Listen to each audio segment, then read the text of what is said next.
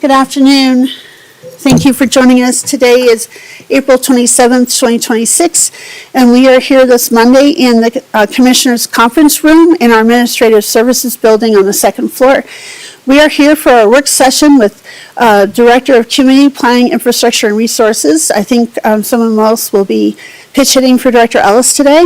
I'm Larimer County Commissioner Jody Shad McNally, and I welcome you. I'm joined at the table with Commissioner Kafalis and Commissioner Stevens, also our County Manager, Lorenda Volker. And we have several other people in the room, which I'm sure will be introduced as needed. And for right now, I'll just turn this over to Rebecca Everett, who I think is standing and helping with covering for Leslie today. And I think we have a couple of items today. Welcome, everyone, and looking forward to this discussion. Thank you. Yes, good afternoon, Commissioners. Rebecca Everett, Community Development Director. Leslie Ellis is taking a well-earned vacation this week, so I am stepping in. Our agenda is all community development focused today as well. So I am going to quickly pass it off to Jenny Axmaker, our planning manager, who is going to talk about our annual fee adjustments for building and planning processes. Good afternoon, Jenny Axmaker, Planning Manager. So I am here to talk about the annual cost of living adjustment for building, planning, and engineering. I believe we started doing the fee resolution for building permits and cost of living all the way back in 2022. So hopefully this will not come as any surprise. And then we started doing this for planning and engineering fees back in 2023. So what this action does is it includes an authorization to annually adjust the development review fee schedule as well as the building permit fee schedule based on the CPI index that is applied, CPI index. So the CPI index increase for this year is 2.29%. And so that's what we're recommending we adjust the fees to starting on July 1st of 2026 for all of our existing building permits and planning development fees. I think it's worth pointing out, and Rebecca, please correct me if I'm wrong, we won't be doing this to the engineering TCEF fees because those are being updated separately this year. Yes, that is correct. This doesn't affect the transportation capital expansion fees, and no action is required of the board. The annual increase has been previously approved by the board, so this is just informing you of what that amount is, that percentage increase for all of our planning and building and engineering development review fees, and an opportunity to discuss if there are concerns or if we need to take a different approach for this year. But the 2.29% increase is lower than some of the increases we've seen in years past, not as significant as an increase as we've had in some years with high inflation. Thank you both, Commissioners. Any questions, Commissioner Stevens? Commissioner Kafalis?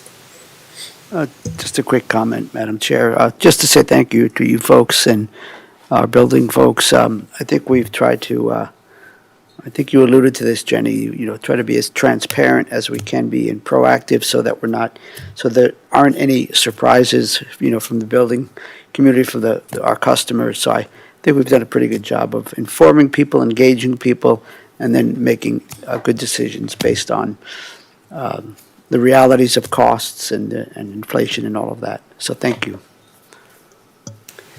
Thank you, Commissioner. Commissioner Stevens? I had a couple questions. When I was looking at the document and we talked about the fees are excluded from this annual adjustment, referral agency fees, special event fees, we're kind of working through that process right now. And then recording fees, I'm trying to know, I know the special event, we're working on a community process right now, but the recording fees, cost of service, or the referral agency fees, have we seen any changes or adjustments for that, or what might be important, and how with our referral agency fees did we just kind of, I know we've had with the fire departments when they changed that, they came and talked to us, they're all not equal or the same timing. So how do we just bring those out at individual basis, or what does that look like? Yeah, I'll let Jenny speak to some of the fees that her team is most familiar with, and then I can talk a little bit about the process for referral agency fees. Yeah, so we do collect fees for other departments. As you mentioned, fire districts is probably one of the most prominent one. I do believe they come and talk to you before they change their fees. We have somewhat recently added on a fee for wildfire to collect fees for them. And then we've had the recent request to collect fees on behalf of the health department as well. Is there anything else you want me to? Yeah, I think, are you aware of any changes in recording fees for the clerk and recorder's office or any of our other fees? No, and when those do change, we provide notice to our applicants, letting them know that those fees are being changed. And I'm assuming that the clerk and recorder, or you would let us know if those were changing as well? Yes, yeah. Well, certainly the clerk and recorder's office would let us know and we'd communicate to our customers. Okay. I think that's all I had for now. Appreciate you providing the table as well. That was interesting to look at. So that's all I had. Any other questions? Commissioner Kafalas? And thank you, Madam Chair, and perhaps this was in the memo we received. So so we don't need to approve anything. As of July 1st, this will go into effect?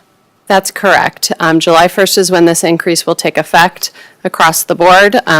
We have a really strong partnership with our IT department who programs these into our InterGov software, and it's already all programmed and ready for July 1st at this point, thanks to their proactive work to get that set up. And like Jenny mentioned, we also have a new fee taking effect July 1st. That is the health department's fees that we will be collecting and passing through to the Department of Health and Environment on their behalf. And those fees were approved by the Board of Health. Could you expand on those a little bit, what they're for, and their Board of Health can add those on to projects? And can you explain what those are for? And Yes, yeah, happy to provide a little bit more information on that. So right now, our planning and engineering development review fees and our building permit fees all generate some amount of cost recovery for the services that we're providing. The Department of Health and Environment historically has not charged any fee for the review that they provide on planning and building applications, planning applications in particular. And with changing funding sources and funding availability, there is a desire by the health department to begin to recover some of that cost of service. It's not 100% cost recovery. They've compared their fees to the fee structure. We provided the fee structure from community development and engineering as a comparison so that we could ensure that their fees were going to be in line and reasonable with the amount that we're charging for our staff time. And there are fees for planning cases and special events that will take effect. I believe those are the two categories, planning cases and special events for health reviews. And it really is compensating for the time of Leah Schneider and her team and the review work that they do, including attending hearings and providing support throughout the process. thank you. And I just want the public to hear that too, because they do, in a lot of our land use hearings, especially our 1041s, they spend a lot of time going out and looking things and taking measurements and doing evaluations. And I know that that is a significant amount of capacity and time. So thank you for expanding on that. I just wanted to make sure the public understood the why. So yeah, thank you very much. Any other comments? Oh, okay. Let's move on to the next item. Thank you. Thank you. Next is Community Development Director updates, and I have a brief list of updates for you today. First, on just scheduling, the May 11th, 6:30 land use hearing has been canceled, so that should be removed from your calendar if it hasn't been already. The other meeting that we have in May, typically scheduled as our joint work session with Planning Commission, Board of County Commissioners. We've decided for the month of May to make that a Planning Commission only work session, and we'll have two topics there. The transfer of development rights program and then data centers. And the intent of keeping that focused on Planning Commission only is that we will then have a follow-up work session with the Board of County Commissioners at one of our Monday SIPR work sessions to share what we heard from Planning Commission as well as other boards and commissions and the public on on the data center topic in particular, but also to provide an update on the transfer of development rights program. So right now, we have transfer of development rights work session scheduled for Monday, May 18th with Board of County Commissioners.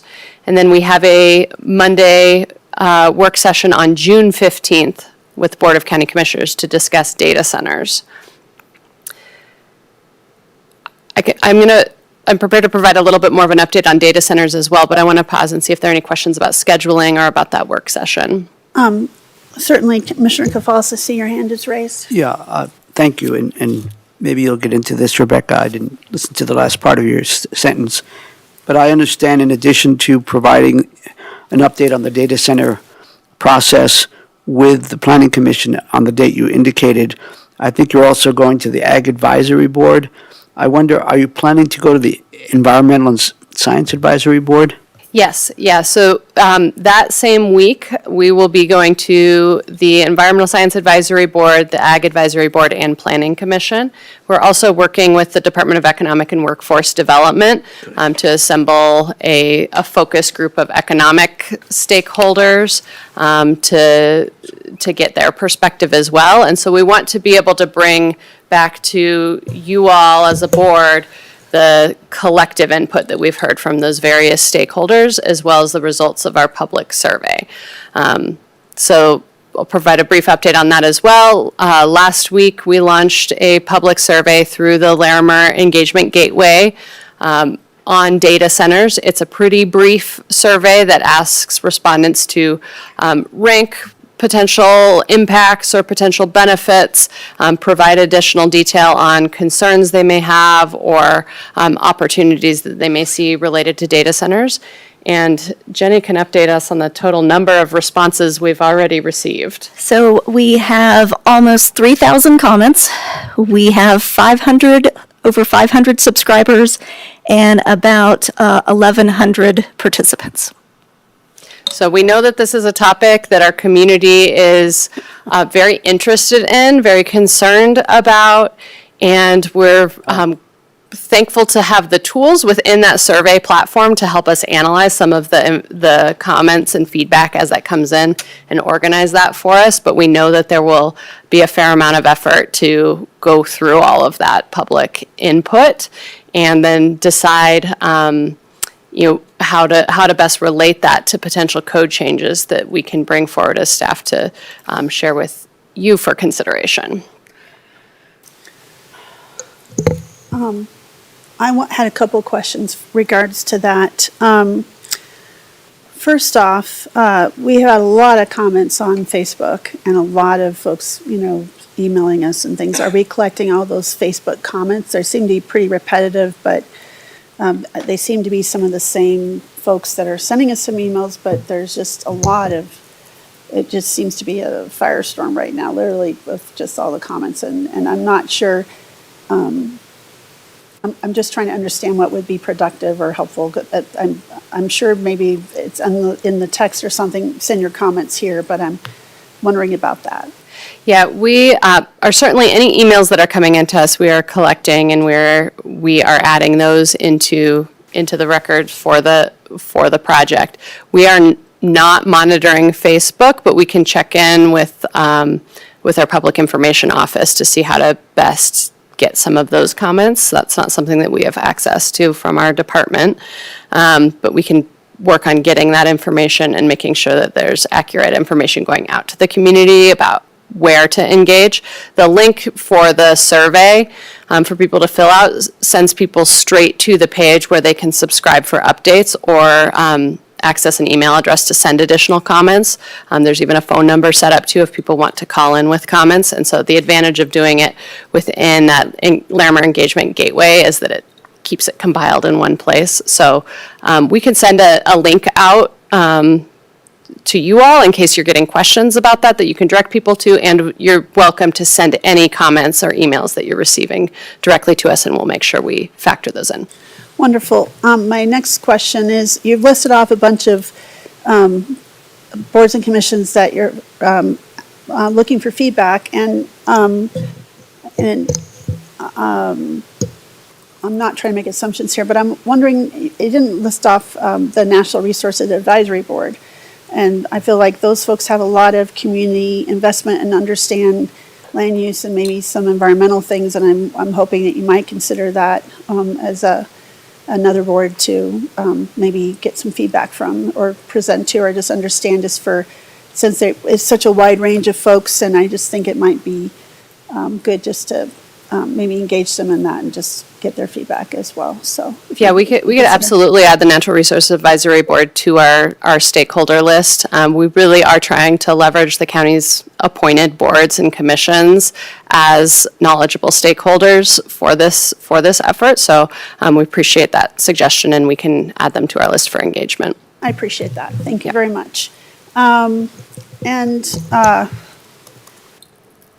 With the level of engagement from the public, and I'm not sure what this will look like, I'm assuming the public open houses or what you're looking at would have maybe multiple nights for folks to be, I know they've been sending in comments and stuff, but they might want to be vocal in person as well.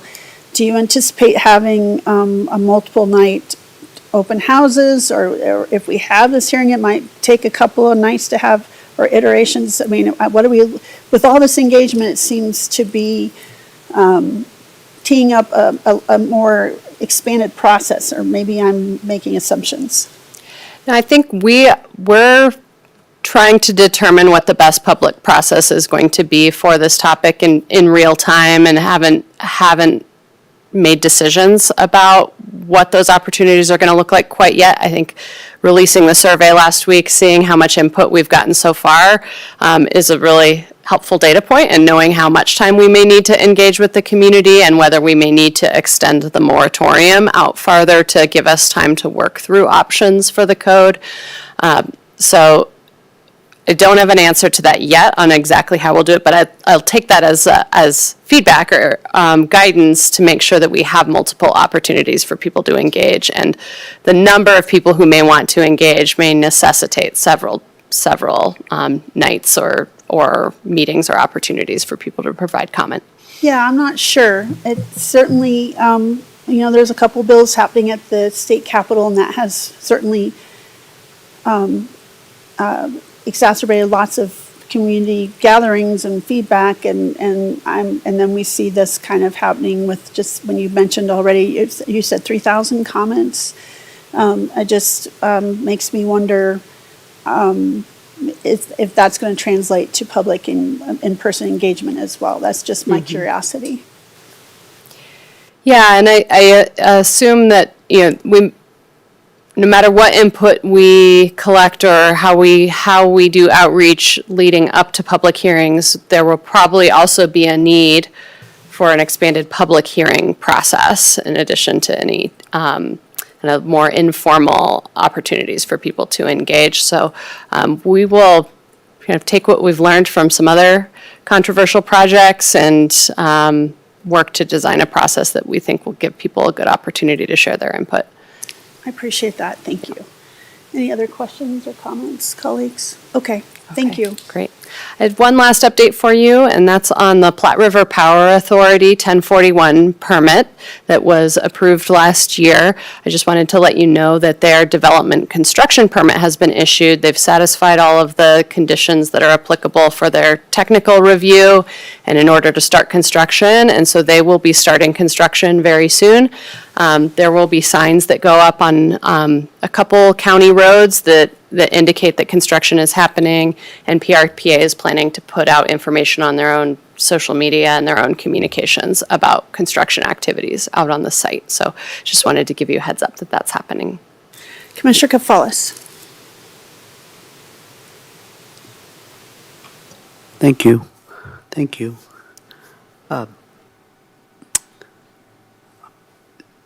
Is PRPA still on track for shutting down the coal-fired plant at Rawhide by 2029? Do you know? I cannot answer that question. I'm not sure where they're at in relation to that goal. I could double check with with our, climate and sustainability office and see if we have a more you. recent And update on that. Perhaps related to that question, maybe we'll get an answer. I think there's a work session scheduled with Platte River Power Authority coming up, and so I imagine they'll be updating us on these various, on the construction permit thing that you mentioned and other things related to the coal-fired plant. That meeting is on May 18th, Commissioner. Did you say? May 18th. Yeah. Yeah, I'll see if we can find some additional information on that and send that to you in advance. Yeah, there was an email that we received recently suggesting that, that I think is the Air Quality Control Division that will approve certain air quality related permits, but they are in that camp of people that, regarding the natural gas, the gas derivative turbines, that they still have concerns about that. Yeah. Thank you. Sure. Okay, thank you. Any other updates? That, I think, wraps us up for today. Wow. Okay, any comments or questions do you have? We have 3 consent agenda items this afternoon. Yes, thank you. There's a land use hearing this afternoon with 3 consent agenda items. At this point, I don't believe we have any indication that those items have significant public interest. Great. Okay, well, thank you all. Appreciate the updates and information. And at 1:52, we are adjourned. Have a great day, everyone. Thank you.